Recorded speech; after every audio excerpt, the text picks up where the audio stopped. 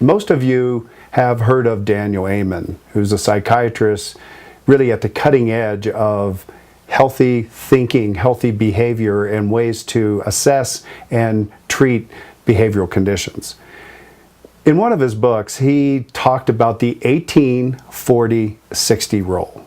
I want to talk about that for a moment in the context of your life as a person that is leading others, and your life as a person that is building a business, and your life as a person who is helping other people reach their potentials, and how that 18-40-60 rule can actually apply to your practice. So let's look at 18 years old. You remember that time? You were obsessed with what people thought about you.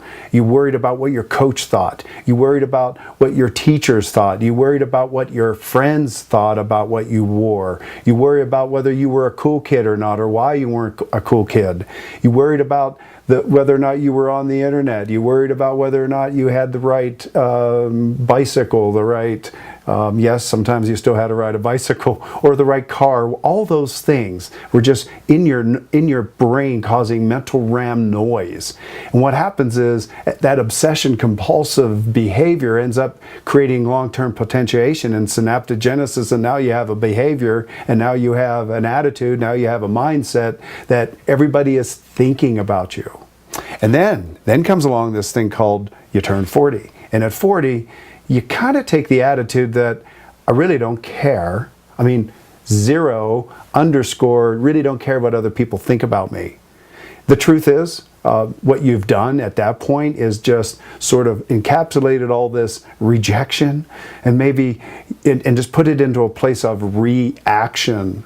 No matter what kind of career success you've had, what kind of status you have in the world, what kind of money you have, what kind of cars you have, that underlying feeling at that 40 epiphany, that midlife crisis still says, I really don't care. But the reality is that 18-year-old behavior really didn't change. You just sort of walled it off. And then all of a sudden, this thing called aging occurs. And again, this doesn't have to be chronology. This can be life experience, and you can go through this a lot faster.